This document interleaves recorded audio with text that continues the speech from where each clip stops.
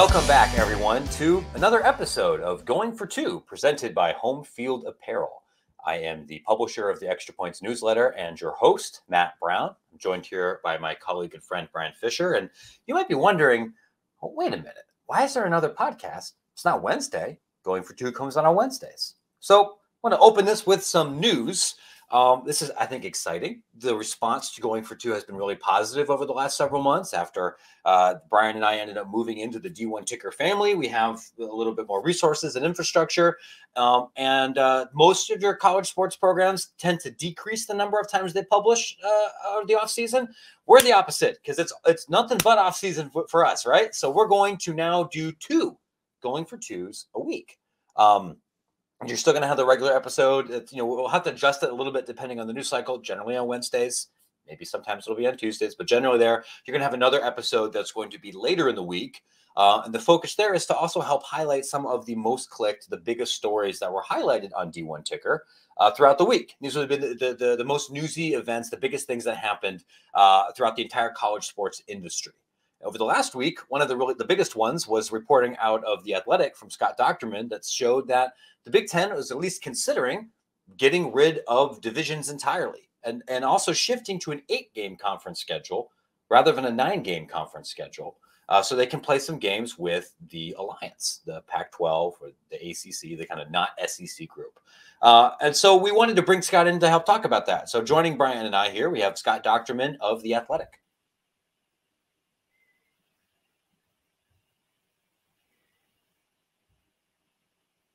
We're joined here by Scott Dochterman of The Athletic to talk about what we think was some really interesting reporting here earlier this week about what may be happening with the future of Big Ten football schedules, the non-SEC alliance media deals, a pretty potentially some transformative change here in the middle of the doldrums of January.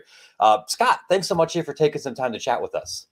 Yeah, thanks for having me on. I've been big fans of both of you for a long time, and I'm glad to finally be able to talk to you, I guess, face-to-face over the computer anyway. Sure. It's a pleasure. Look, man, the road's stuck too much for me to drive over there right now, so we're gonna have to deal with this here for a minute. Yeah. In case our listeners were not aware, our understanding is earlier this week on The Athletic, you wrote that you talked to Gary Barta at Iowa and poked around and found that the Big Ten is considering not just doing away with divisions for future scheduling purposes, but also moving from 9 conference games to 8 conference games, with one of the makeup game then being with an alliance opponent, whether that's a Pac-12 team or an ACC team. Is that accurate? Have I summed that up correctly? Yes, you have. You summed it up well. And really, there are multiple reasons why they came to this point. And I guess the easiest and first reason is during the COVID year, there were 6 different games that were adjusted home and away in the Big Ten. And a couple of those, like Michigan and Michigan State, wanted to get each other off the same cycle as Ohio State. So Michigan didn't want to play Michigan State and Ohio State the same year. They wanted to adjust them. And same thing with Michigan State. Nebraska had the same issue with Wisconsin and Iowa both being at home the same year, and they wanted to adjust that. So you can have kind of a marquee intra-division opponent every other year, and you can sell premium tickets and what have you. So each year, the last couple of years, the Big Ten's had to adjust that schedule, which is why it came out with a new version a couple weeks ago. In 2023, that's when they got to do it again, but it's coupled with a lot of other factors, as you mentioned. One is that there's the alliance that's been discussed repeatedly with the ACC and Pac-12, that they want to play each other. The Big Ten has 9 games, and there's been a lot of discussion. Coaches don't like the 9 games anyway, but there's been a lot of discussion to chop it to 8 and allow more flexibility in non-conference scheduling. And then you also have the confluence of this is the final year of the media rights arrangement with Fox and the ESPN family of networks. So it comes out for the 2023 season. And then there's the imbalance that's been discussed regarding the East versus West. Now, in regular season play, there's really no imbalance whatsoever. It's 77-70 in favor of the East. Ohio State's 18-2. They skew whatever format you're going to go into. It's the championship game format, which is 8-0 in favor of the East, and Ohio State's won 5 of those. So all of those factors right now have put them in a situation where it's good to get a discussion as to what's the future scheduling model that they want. Is it divisions? Is it readjusted divisions? Is it 9 games? Is it 8? Is it play the alliance games? Is it not? Is it, do you just protect, say, 3 rivalries and then cycle through everybody else 2 years on, 2 years off? All of that's up in the air. And then you throw on the college football playoff component, which is really kind of why they're almost delaying it, because they want to see what the format's going to be before they commit to it. So we've seen a lot of the confluence of so many different angles here that they're just trying to sort it all out. And they're having some pretty robust discussions about it, and have since really last fall. Scott, we're old enough to remember going back when Penn State joined the league and how that schedule was adjusted. We're even old enough to remember legends and leaders, of course. Is there any sacred tenets that the Big Ten really wants to protect? I guess from both the school level and from the conference level. Obviously, you want Ohio State, Michigan to play at the end of the year. But outside of that, is there anything kind of sacred in terms of those rivalries, in terms of ultimately what they kind of want the format to be? Yeah, that's a great question. And as you said, when Penn State joined the league, I mean, one series that's been interrupted twice because of expansion is Iowa, Wisconsin. And both times they fought, Barry Alvarez in particular. The first time was when Penn State joined. Then that was the first time in 60 years that Iowa and Wisconsin didn't play. And Barry Alvarez is like, hey, let's do something different. So in an 11-team league, they figured it out. 2 protected rivals cycle through the other 8 teams 6 times over an 8-year period, and it seemed to work. Then when Nebraska came, they split legends and leaders, by equitable means.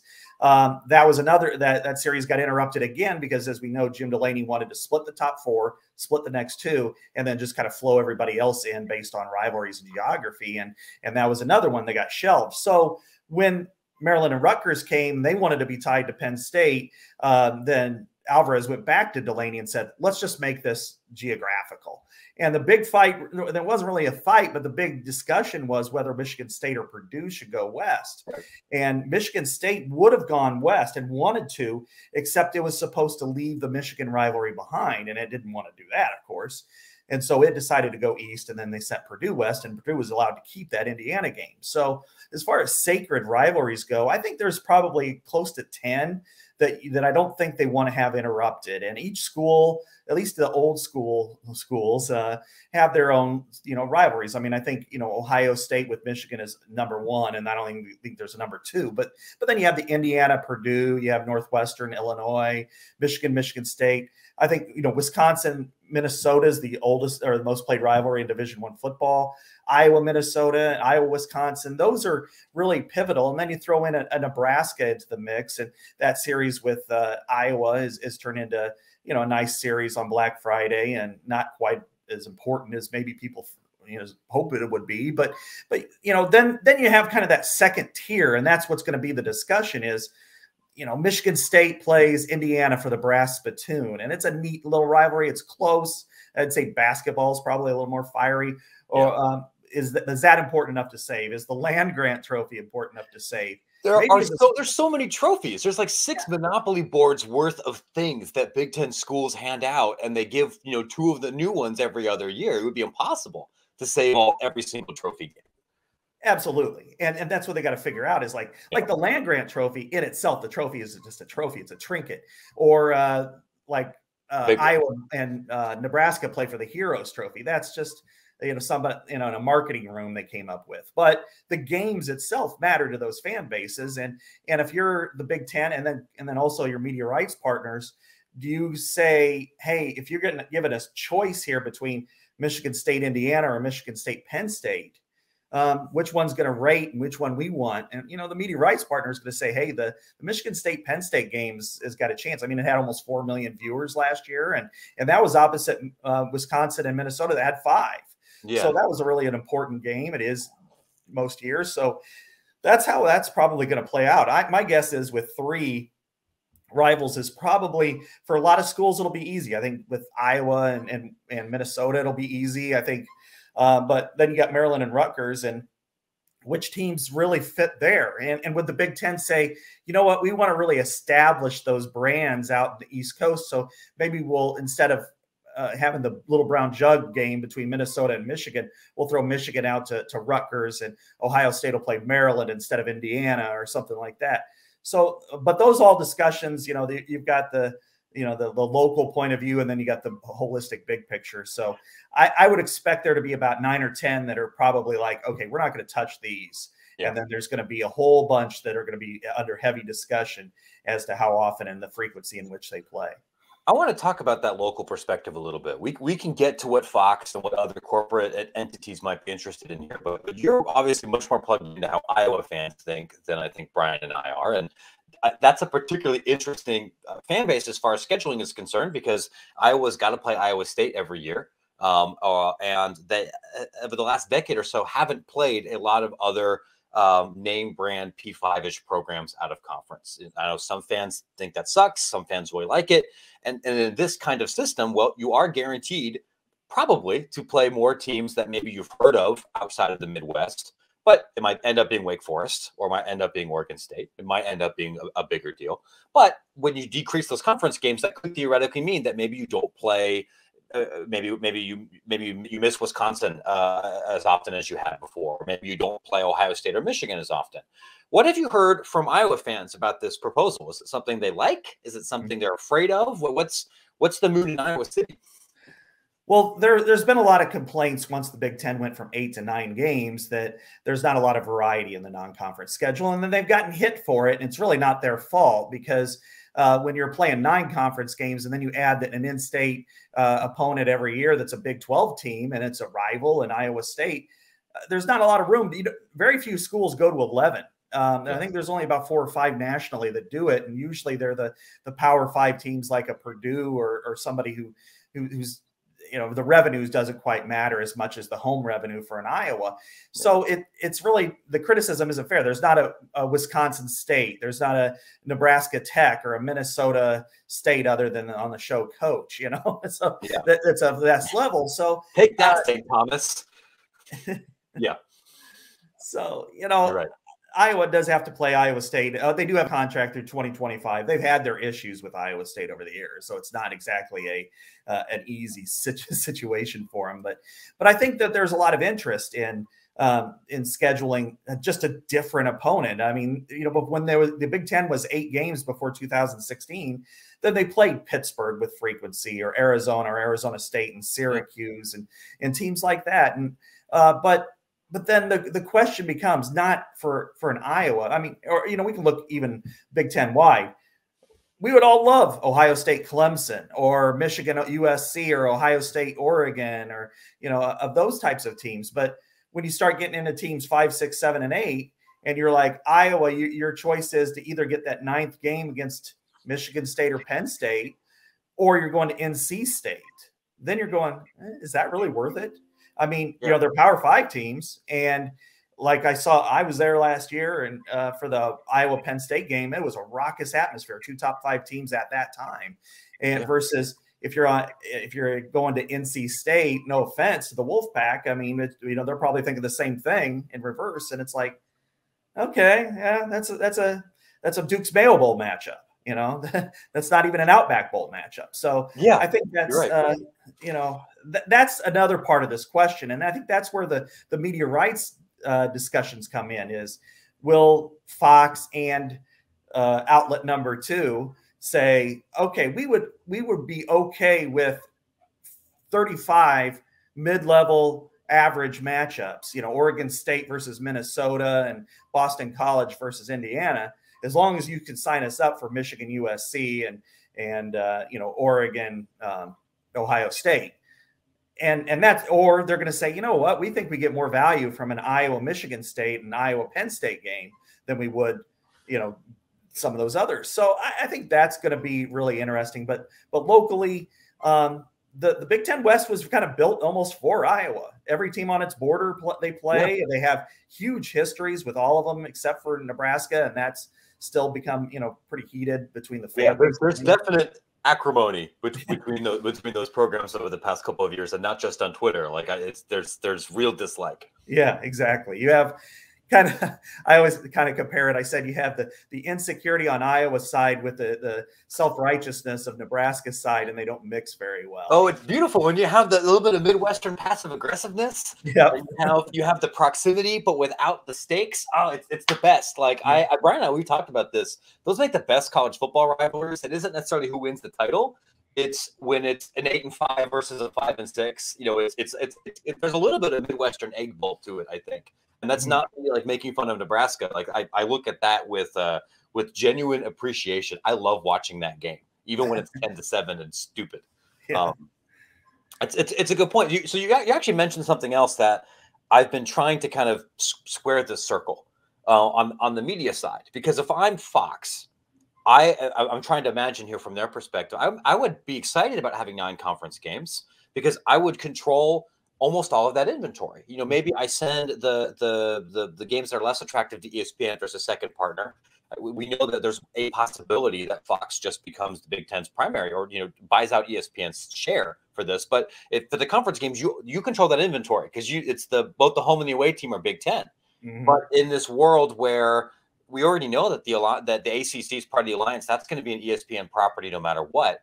And presumably, if that NC State Minnesota game is at NC State, that's ESPN's game. Mm-hmm. So even if you're getting some of these more control of a couple of big out of conference games, wouldn't you be? Wouldn't it's harder for me to see where Fox or somebody else would benefit knowing that you're just going to lose a bunch of inventory.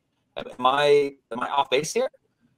No, I think you're right. And I think that's also part of it, as you said, because if you lose, let's say you lose Michigan State, Wisconsin, and Iowa, Penn State because you dropped 8 games. And then instead you as you said, you get a Florida State, Wisconsin game, but it's in Tallahassee, then it's an ESPN property versus a Big Ten property, which those other games do. And you could say that the ratings will be comparable. Certainly the intensity will be much higher in Big Ten among those types of teams. And then, I think that really does enter the conversation. And, and then they have their draft is really fascinating. The way they've set it up is, they draft games, but they also draft weekends among the entities. The BTN gets picked I've been told anywhere from 13 to 19 is their first pick, depending on the year. So a lot of times that's why they've picked Iowa, Nebraska, because they know it's a standalone game and they can just kind of wrap all their programming around it on a big weekend. But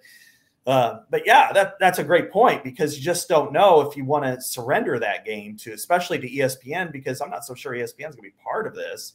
I mean, especially now that they have the SEC intact with Oklahoma and Texas. I don't know the SEC needs the Big Ten as much, and the Big Ten may not say, look, we've got other, CBS or somebody that's really, angling to become that second partner.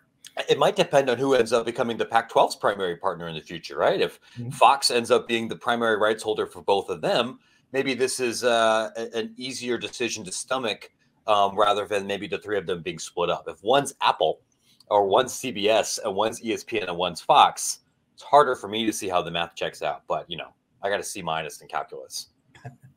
No, I think you're right. And, but then it's also like, hey, are we willing to lose 8 games and that's it, but have this extra inventory, this cross-divisional stuff? And I think early in the year, there's some value to it, probably more than there is in the middle and the end of the year. But from Midwestern teams' perspectives, I know, going to Arizona, it was a nightmare for every single team that's done it, because they go in the middle of September. And it's 9:30 Central Time when they play, because it's 100 degrees down there. And they get back at 5 in the morning, and it wrecks their next week. And a lot of times, just whether it's the heat or the travel or playing a decent opponent, they lose a lot of those games. And so I think in their case, and I know in the fans, hey, let's go in early November to Arizona as opposed to the second week of September, because I've seen a lot of Michigan State, Wisconsin, Iowa have all lost out there because of some of those screwy elements. Yeah, hey, those Big Ten trips are single-handedly keeping Herm Edwards in his job. So we'll put that aside. Body clocks are real, baby. Like that's exactly. Going back to the pandemic and kind of the start of the Big Ten season, one of the few good ideas that really kind of sprang out of the Big Ten during that time period was that Champions Week. Yeah, and that was great. I've asked, around is that idea quote unquote dead? Haven't really gotten a straight answer. I'm curious what you've heard about that, and is that possible to bring that back? Because that could solve some of those inventory issues you mentioned, playing other Big Ten teams at the end of the year. That hasn't been part of the discussion now, but I think it should be, and I think it will be ultimately, because some of the points that Jim Phillips has made about the expansion of the playoff and the more games for these student athletes, that maybe a 9th game or the Champions Week game actually just becomes the 12th game as opposed to the 13th game. And so therefore, the final, and you can do you could end your season the way the Big Ten used to, say the Saturday before Thanksgiving, and then spread the Champions Week concepts over 2 weeks. The Thanksgiving weekend for like 3 or 4 games, and then do it the other way. And I think that's something that I know that they had a lot of people happy about. Unfortunately, a lot of the games got canceled because of COVID at that time. But that's something that I think can enter that conversation, as you said, because if one of the issues with the expansion of the playoff and going 12 teams deep is you're asking players to play too many games, well, you're actually just removing that for the top level teams anyway. And that's something I think can enter that conversation. I know we've kind of discussed it probably more as a staff in some ways than the administrators have, but I do think it's something that will come back up. I mean, does the Big Ten just have to basically be as flexible as possible and almost have kind of a couple of interim schedules? Because as much as it's benefiting them from a monetary standpoint to go to the media rights negotiations right now, we'll probably know by the summer ultimately who their 2 partners are. They don't know what's the playoff is going to be constructed and how it's going to be constructed, especially because it looks like that's coming in 2026. Obviously, there's some reviews in terms of the NCAA and just the entire transformation of Division I in terms of the football calendar and how that might look different. Is the Big Ten almost kind of approaching things like we're going to plan how we can, but we got to be a little bit nimble here going forward because things might change on us? Yeah, that's kind of what Gary told me was, all these different factors are at play, but their main eye is on the college football playoff and what the format is and how this is going to impact it. Because if they continue if it continues as a 4-team playoff even through 2026, if you're Ohio State, what's the advantage of going to an alliance if they already play like a primary non-conference opponent almost every year? Then you throw on, hey, through the alliance, you're going to play Clemson or you're going to go to USC, and then you have no room for error in the Big Ten season to become one of those 4 teams because there hasn't been a 2-loss team yet that's made the playoffs. So you could play this monstrous schedule and not get any reward for it. Now, if they go to the 12-team method, which I think we all agree is probably going to happen in some fashion, and if the top 4 champions all receive buys, then it doesn't matter. They could play 4 great opponents in the non-conference, and none of it's going to matter if they win the Big Ten, and then they'll most likely be in the top 4 every time. So that does impact how they're going to look at this going forward, and also for teams 2 and 3 that they hope to get in the playoff in a 12-team field. It could be how they would what they would want to do for maybe not a West Division team, but a team like that. Like team number 1 maybe Ohio State, 2 maybe Penn State or Michigan, team 3 may be the best of Wisconsin, Iowa, Michigan, Penn State, something like that. And then, so they want to make sure that everybody's working out because, of course, it's going to be about if you get into the playoff field, you're going to be making a lot more money than if you're team 13 and you're going to the Citrus or Outback Bowl after that. One of the other things about all of this that is interesting is, this idea of just ditching divisions. And back when SB Nation was still a website that really existed, a lot of the our college football colleagues there, proposed plans for everyone to switch to protected rivalries and go to divisionless play. Excuse me, I think we called it pods, right? And there was that's the SEC might consider something like that. It's very popular with fans and with message boards, particularly in like May when we have nothing else to write about, right?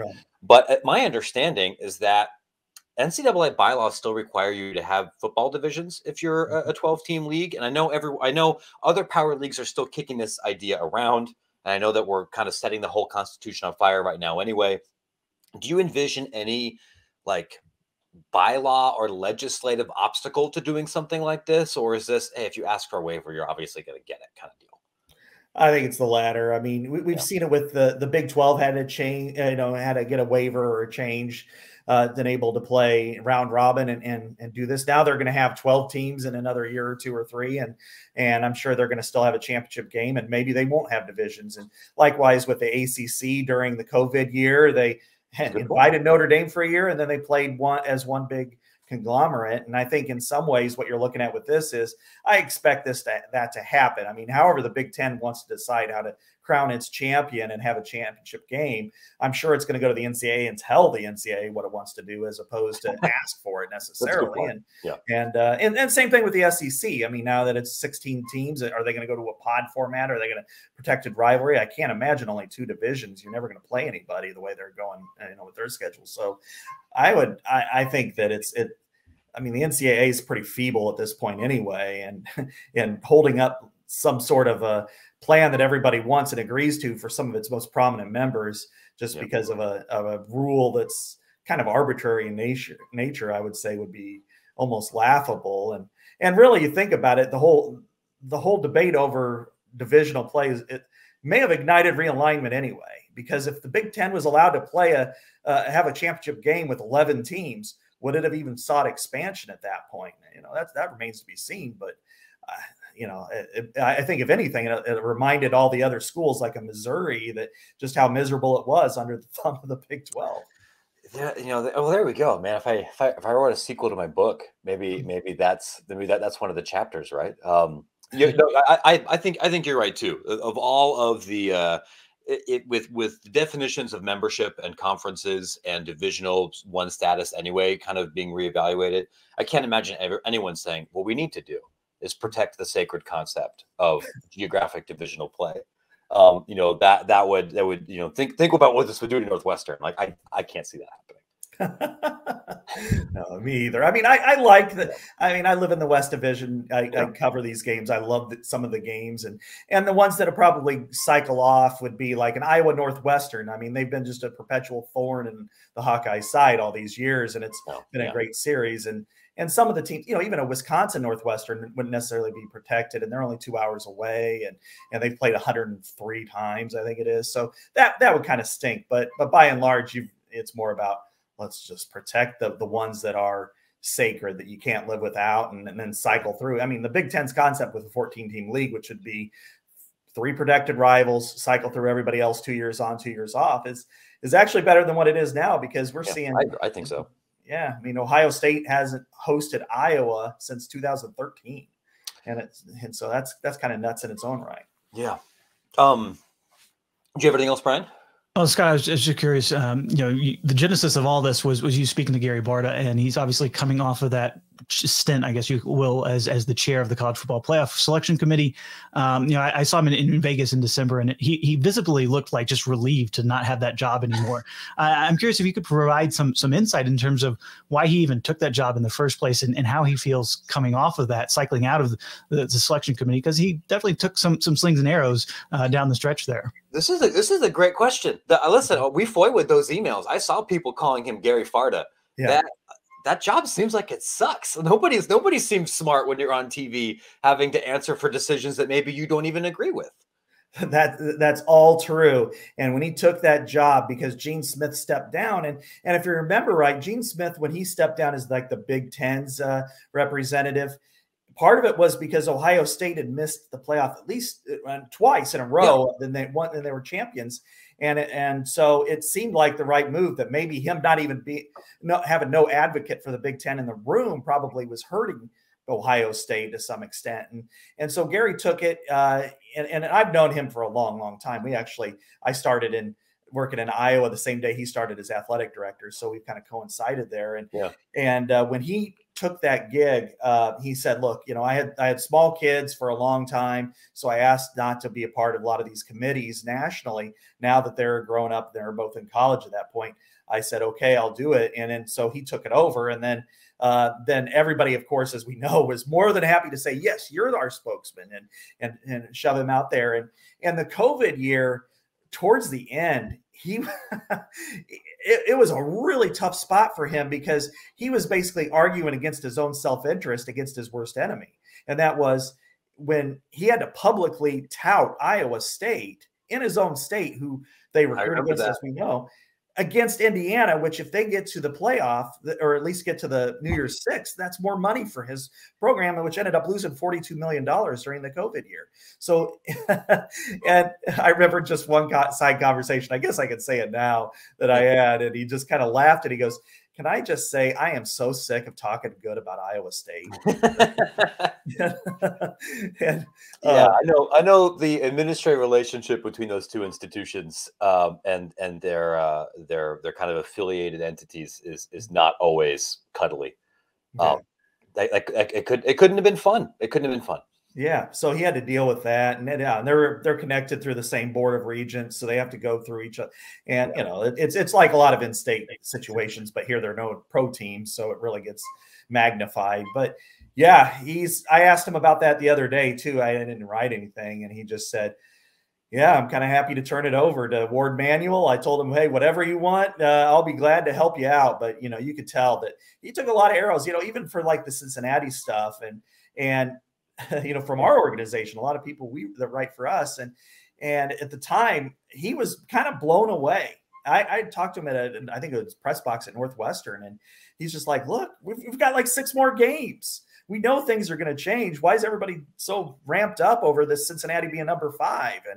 And it turned out to be okay, but it was just, and he'd trip over his words, and I don't understand how he does that, because he doesn't do that very regularly when he's around us. So, but I think he's very much happy to pass that baton on, and I don't think he'll ever want to be in front of Reese Davis ever again in front of my live audience. Yeah, no, I mean, I'll be honest. I've been pretty critical of Barta and Extra Points for some Title IX decisions or things that happened with Iowa swimming.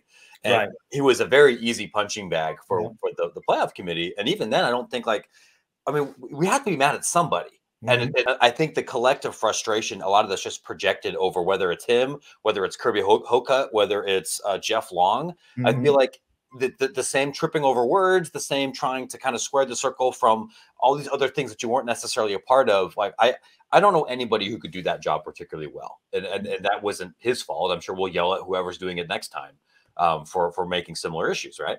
Yeah, well, no question. Yeah, I mean, everybody, you come from it in college football more than any other sport. It's rah, we're right, you're wrong, and you're really rallying around your own flag. And in his case, nothing he could have said would have been right. I mean, because you had those disagreements over, like when Michigan was rated ahead of Michigan State, even though Michigan State won, and you could make several different cases for that. And the contrarian opinion is, well, Michigan actually lost to a better team than Michigan State did, even though they lost head-to-head. And Ohio State, Oregon was another one in that situation. But then Cincinnati, the group of fives, who they played, and then trying to relay some of that conversation, and it gets lost in translation. I think that could be a real detriment for whoever's taking those arrows every Tuesday night. Yeah. I'd be remiss if since we had you on, Scott, if we didn't ask about the Iowa program itself, especially on the football side. Kirk Ferentz just got a new extension. You mentioned that $42 million loss. I'm sure that's something that Gary Barta has been dealing with as well. What is kind of the state of Iowa, because they have been in the news for a lot of stuff that has happened off the field, and then they end up bringing Kirk Ferentz back with another extension and a raise, which I'm sure fans threw a bit of an eyebrow at times, given the sometimes acrimonious nature that they have with Kirk. As much success as he's had, what is kind of the state of Iowa football as we head into another cycle here in the spring? I think overall it's pretty healthy here, football wise. What happened a year and a half ago with the racial bias and the investigation into that, it was really hard for the program, no question. They had to remove Chris Doyle, who was Actually his official title was executive director of Iowa football and was really the primary lieutenant for Kirk Ferentz. And if you look at it through two different veins, one, he knew how to build those program players, but he was very militant in somewhat fashion. And that was difficult for a lot of people who aren't necessarily used to that from the state of Iowa. And then meaning a lot of cases, whether they're from outside Iowa or people of color, it was really difficult for them to adjust to that. And it came across in a lot of ways, and it was proven in a Hush Blackwell investigation to be, discriminatory at times. So Chris Doyle was removed. That seems to have helped the program, especially among the players themselves, that the cliques that were there before have kind of been removed. Some of the barriers inside, smallest details of all. Now, in recent times, what we saw was the advisory committee that he formed while this was all going on, that there was really more of a difference of opinion in how the committee was to work, how it was supposed to advise him and the players. And a former player, David Porter, took charge of it, did some good things, but then, kind of what was his purview. There was a lot of disagreements with that, and it kind of spilled over into a bi-week meeting among the staff and him in particular. And they decided to reformat it, redo it. And so some of those issues are still pretty raw for the program, and I think they're working through them. But I think in some ways it's almost healthy because it was going in the wrong direction. I will say, though, that on the field, we saw that hiccup from about 2010 through 2014, about a 5-year period there, where Iowa could not have been more bland, more boring, or more average than any other program in the country. It was perpetually a 7-5 team, and you saw what you got. It was slow, and they'd win some games, they go to a bowl game, and that would be it. But since 2015 onward, they've been ranked 4 times at the end of the year. They're 9th in wins in Division I, 3rd in the Big Ten, just behind Wisconsin. This year was actually a weaker year on the field than it was in 2020, especially on offense. They're pretty pedestrian, to say the least. But defensively, they're pretty good, and they're having their highest ranked recruiting classes, and they're doing pretty well there. So overall, the program's in a much healthier state in 2022 than it was in 2020, and I think its arrow is pointing upward. And again, if the Big Ten does decide to eliminate divisions, and I know there's been a lot of discussion that this is going to ruin it for all those West teams. Well, the West teams, Wisconsin, other than last year, had a pretty good run with Michigan. Iowa has beaten Penn State 2 years in a row. So some of these games are not. In fact, when the last time Iowa played Michigan State, it was 49-7. So I don't know that it's going to be such a bloodbath. It's Ohio State, and then there's a tier of about 4 or 5 teams that could be its opponent every year. And I think this would just make it more equitable for the Penn State to not have that, or Michigan to have that roadblock every single year in its own division. And I think it spreads it out. And I think Iowa will be there just as often as a Wisconsin, or close to just as often as a Wisconsin or a Penn State. On that point, I think you're right. And particularly if you're a fan of like an Indiana or a Maryland or a Rutgers, and you're just trying to build a little bit of momentum and some stability, having to face those 4 teams that, the difference in recruiting rankings between East and West is really quite stark. The most important recruiting territories in the Big Ten footprint outside of the Western Chicago suburbs, which are, I live in Chicago. There's not that many 4-star guys there anymore. They're all in the East, and that makes it a challenge. I couldn't help but notice here. I guess 2021 was a little bit of an exception, but Iowa has benefited from some really stud guys in state, and it looks like they've got more of the ones that they've wanted than they haven't. Yeah. But switching things around a little bit is going to make things a lot easier for a Maryland or a Rutgers or somebody that isn't going to be at that same talent disadvantage 6-7 times a year. I see the appeal. Yeah, for sure. And you look at Indiana in 2020, certainly not last year, but they had a 6-1 year. That's the type of year that could happen once in a generation for 6 or 7 of those programs. The kind of the whether it's a Minnesota or a Maryland or a Rutgers or an Indiana and Illinois that they can have. And this way, at least on the Eastern side, they actually have a chance to bolt through, to win those big games, the way it did, against granted that was a down year for all those major programs except Ohio State, but then they could get to Indianapolis and have that year where they can remember it 20, 30 years down the road. Yeah. So I like that perspective. And then in the West, there, is again some fear that, they're not going to ever get there. And that's not going to be true. I mean, Wisconsin's going to have good teams. They'll beat Michigan or Penn State. Iowa will have a few. And I do think it's probably more equitable because James Franklin's been the most vocal on this issue on divisional play, and understandably so. Imagine why, but yeah. Because from 2016 through 2019, if there was a 12-team playoff, they would have made it every year. Instead they didn't make the playoff once. So you kind of get where he's coming from on that. And plus it sets up some really good games if they do play Iowa and Wisconsin with regularity. And they split those two games last year on the road. And then both games were, pretty dramatic all the way up to the final couple seconds. Yeah. Scott, thanks so much here for taking some time to chat with us. This has been wonderful. I imagine as this story progresses, we will definitely find out about it more, either from your work or some of your colleagues there at The Athletic. We'll be sure to bring in the links from your reporting and your colleagues there in the show notes and on Extra Points so people can find it. Where can people find you on Twitter? Yeah, you can find me at Scott Dochterman, Doc with an H. So yeah, I'm pretty regular on there. So yeah, just hop on and glad to interact with you at any time. Hop on, if nothing else, to see that picture that you had of the Farmageddon poster, which was fantastic. It's really good. We'll definitely have to put in that one there too. I know podcasting's a visual medium and everything, but we'll make sure people can see it. Definitely a great follow. Yeah, my son did that. He just graduated from the Minneapolis College of Art and Design, and we had a conversation about traveling trophies one day, and I'm like, Kansas State and Iowa State should have one. They should have the Reaper.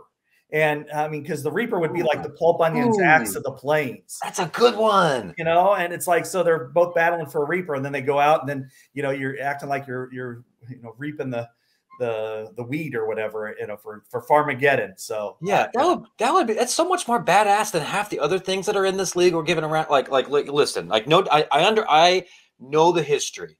Would I rather play for a gigantic Reaper or a wooden turtle? Or whatever it is that like the focus groups put together for the firemen or whatever, or the land grant trophy, which is like 60 pounds of plywood, and no, I want a sword, or I want breakfast pizza, or I want something that's bizarre. I love that idea. Next time we talk to Bob, we'll mention that. Okay, that sounds great. Yeah, you should definitely get that one. And I love the broken bits of the chair from Minnesota because it's organic. It wasn't created. That's what it is. Yeah. You can be weird if it's organic, like the little brown jug, right? About tainted water supplies in 1904 or whatever, and it's ridiculous now, but it's great then. Perfect. You can't force it. Unless you do such a terrible job forcing it like Bob Diaco, then it kind of becomes a full circle and then becomes a treasured internet artifact. But I don't think we're quite there yet with a couple of these Big Ten ones. Not quite. No. All right. Thanks again, Scott. We appreciate it. Thank you so much.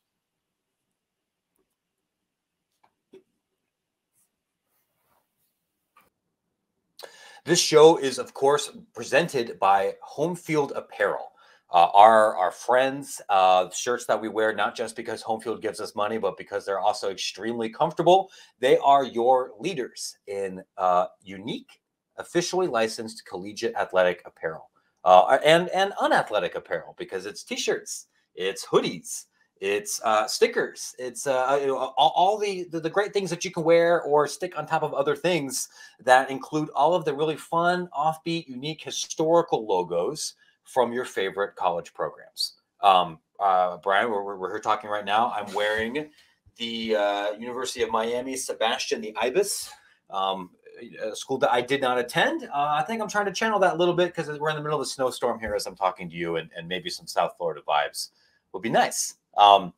It's funny because I just got the shipping notification that I'm getting a big old box delivered literally today as we tape this. So I'm excited. I got to dress up a little bit formally here because I'm backing up interviews back to back. But I have a ton of things. I got the Slippery Rock logo coming through, which I was really excited to get my hands on. I did not get that way back in the day when it initially came out. So correcting that as well. Plus, just you mentioned the hoodies. Those are so key here in winter. Whether you're traveling, whether you're just sitting in your basement like we are, and it's a little bit chilly down here, those things are perfect for that, and wearing around the house, and so soft. They are the best hoodies. Listen, again, as an Ohioan, I've been wearing hoodies my entire life. These are the best hoodies I've had ever. We just spent a lot of time talking about Iowa. Home field has Iowa. Home field has almost everybody in the Big Ten. So if you want some script Iowa, some angry Hawkeye, you want to see a Burr trying to drop back and throw a pass, or the fight for Iowa stuff, you can get all of that. My alma mater is not yet part of this, the home field library, so I have to steal valor from a bunch of other schools, but who knows? Maybe that changes later this year. You can grab your own home field stuff, and which you should, and you should also not pay the full price for it. You should use discount code Extra Points to save 15% off your first order, and cover yourself in warm and comfortable and soft collegiate conversation starters from our friends at Home Field Apparel. There's a bunch of other stories besides just what's happening right now with the Big Ten. Clearly, what's been one of the epicenters of the college sports universe this week, and really since it feels like the last decade, has been Louisville, right? Oh, absolutely. I mean, you look at, and if you're not already signed up for the D1 ticker list, every week they put out that top 10, and there's a lot of Louisville coloring that top 10 this week, because it seems like the Cards can never just escape their own selves. I mean, it seems like a scandal or a big issue with the school pretty much every 18 months, if not less. And it feels like this week it kind of all came to head, certainly on the basketball front. And look, that is a school so passionate for that sport, right? Really one of the, if they're not a blue blood. That's a pro market, right? That's a pro market for college sports. And I'm not making an NIL joke. It is like, you can't overstate how important Louisville basketball is to that area. Yeah, I mean, if you're not, maybe not quite a true blue blood, but if they're like blue blood light, right? In terms of the historical success of that program, maybe blue blood, yeah. We'll go from there. Yeah, I mean, I know it's difficult stuff, just the acrimony in that state over basketball between them and UK, but I think it's just a fascinating time in Louisville athletics. You have a president that has departed for Penn State. You have an athletic director who flirted, quite publicly with Florida State and then ended up exiting. You have a board that has been, I don't want to say if I want to go to infighting, but I'll say it. They've been infighting. It's messy. Yeah, it's messy, and obviously a lot of that kind of came to the head this week with Chris Mack's exit. And honestly, I mean, he had a $12 million buyout, which I think a lot of people kind of saw that initial price tag and said, that might be a little bit tough to get out of. But I think the situation became so toxic, the interim AD basically had to pull the trigger, and they got the negotiated down to under $5 million, which is pretty good nowadays. Obviously, there's a lot of extenuating circumstances. NCAA has been looking into pretty good, yeah. Yep. The NCAA has been looking into the program, obviously, with the IARP process still ongoing. You have the whole Dino Gaudio affair with the FBI and extortion claims and everything that went on with Chris Mack. And then I think, really, honestly, if this had been a winning team, I think a lot of that would get overlooked. But the fact is, they're not in a good place on the court. And coming after really some bumps in the roads, it was time, and it was certainly a toxic environment. I think from a lot of people's standpoint that this just could not continue. And ultimately, they make a change. I think it's big for the interim AD, because he's somebody who's going to interview for the job, who is almost acting like he's the job. And if he ends up nailing this hire, that's going to be huge for his candidacy, because there's a lot that is near and dear to the heart of Louisville athletics, but the basketball program first and foremost. It is a little unusual that you would have an interim AD make a decision of this magnitude and execute without a school president too. Without a school president, right? So, and this is a big deal. Say if you're an Auburn fan, not just because you're probably not going to lose your coach, but you suddenly might get a new coach extension or some money. I think a couple other coaches and a couple other programs are going to leverage this high-profile opening and this timing for more stuff one way or another. So, of course, the kind of tentacles from the story hit probably 4 or 5 other programs.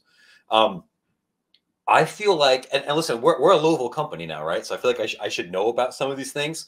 We want to do some podcasts, I think, in the coming weeks, just about all of the off the field, everything with this athletic program.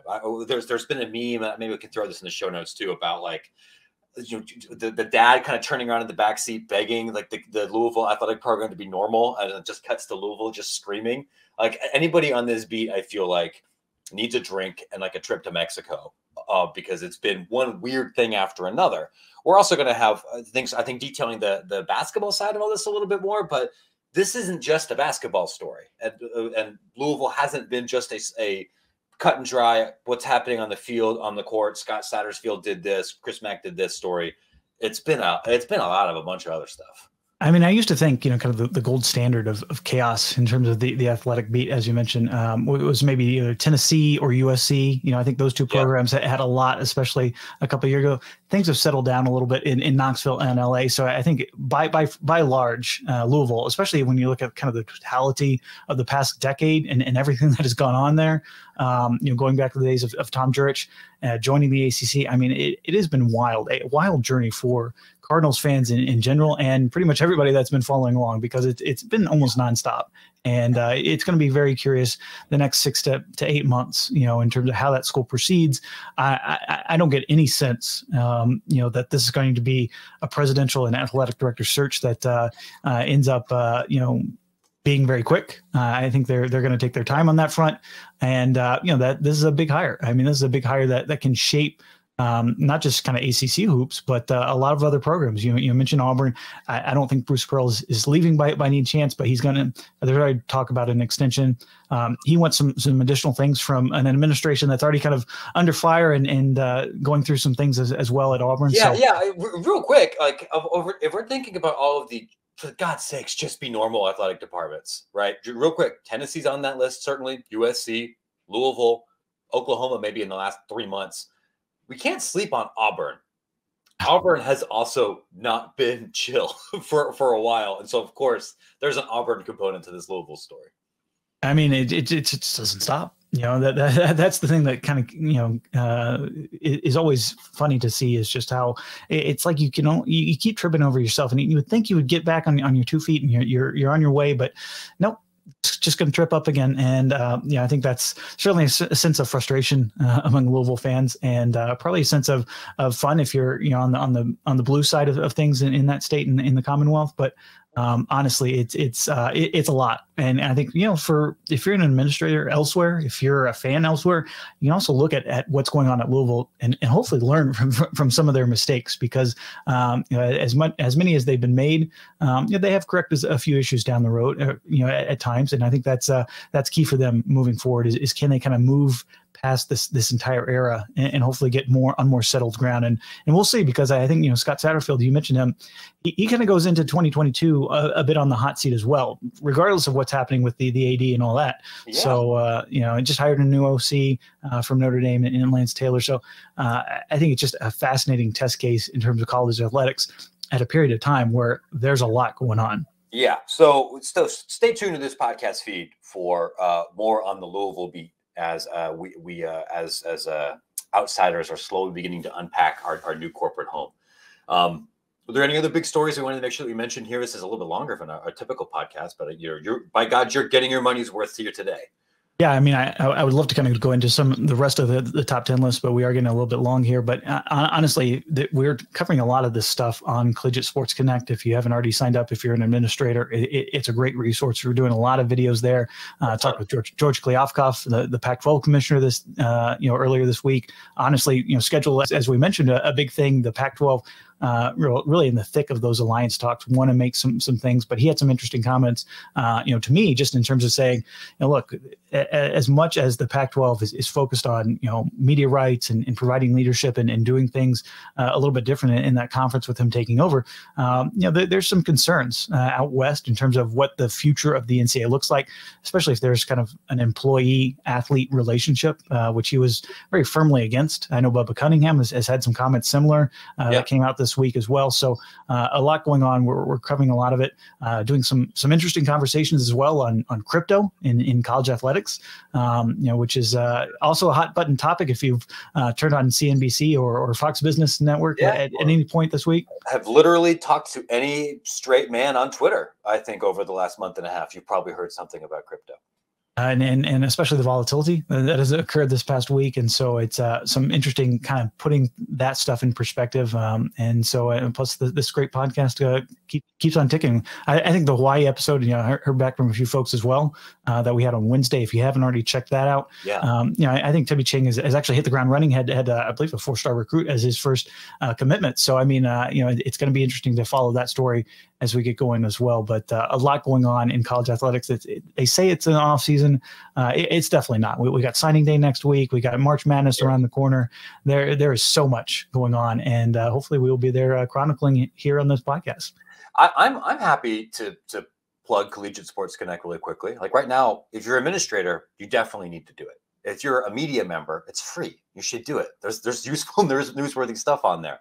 If you want to dunk on your message board colleagues and prove that you are the smartest person in the room, you could still do this too. The Klyakov interview is excellent. I also talked to a member of Ohio State Senior Associate Athletic Department staff about their new NIL Edge program. I think how this was depicted on Twitter and in the Ohio State message board community is not really an accurate depiction of what it actually is. So that conversation is also on Connect right now. I know you're surprised to hear this, but this does happen occasionally. Well, I mean, interesting stuff too on that interview in particular with the Ohio State folks, because not only that disconnect in terms of what was represented publicly and some fans maybe taking things the wrong way, but it was fascinating to kind of hear their process in terms of how they approached NIL. Obviously, still a little trepidation, certainly early on, but they mentioned 225 or so out of their 1,000 athletes had NIL deals, which was an interesting figure to hear. I don't think many schools have put that out there, but but I'm trying to find it. And if you would rather leak it to me again, Matt at Extra Points MB, if you don't, and I can get it through open records, I'm going to get it. So we would like to know how many people in an athletic department. Ohio State's around 22. I don't know what you've heard from talking to ADs. Like at the low major level, I'm hearing like 8, 9, 10, 11%. It's not universal by any means. No, and I think the interesting thing to follow as we kind of move through signing day and beyond, especially with the one-time transfer and the transfer portal and everything affecting that, is ultimately, is this going to be like a case-by-case basis based on some of the athletes? Like, your swimming coach comes to you and say, I got to get this guy, and you talk with your boosters that way. Is that how it's going to play out for some of those Olympic sports athletes? How is it going on with football in terms of the NIL deals? I know there's a lot of concern from a lot of ADs that I've talked with about that line being blurred in terms of, is this a recruiting inducement? And that was a hot button topic when we were at the convention in Indianapolis. It's going to continue to be a hot button topic. You've already heard some stories about the NCAA sniffing around at places like Texas, BYU, and Miami. And I don't know if there's ultimately anything that's going to happen coming out of those investigations, but I don't.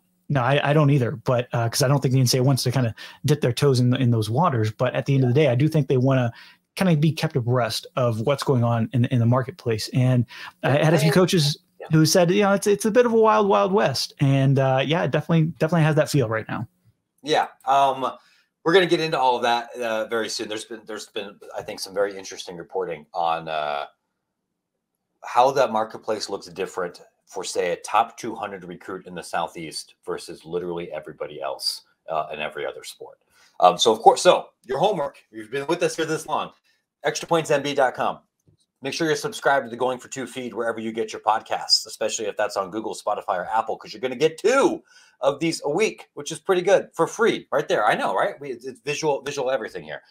Sign up for Collegiate Sports Connect because they have a bunch of other bonus video content. Brian and I are slaving away in the content mines to bring you the information you need to understand how all this crazy stuff works. You can grab all of it. Most of it's free. The newsletter is not, but it's still pretty affordable. And buy some things from Home Field Apparel so we can continue to buy T-shirts and sweatpants. Thanks so much here for listening, everybody. We will catch up with you next week.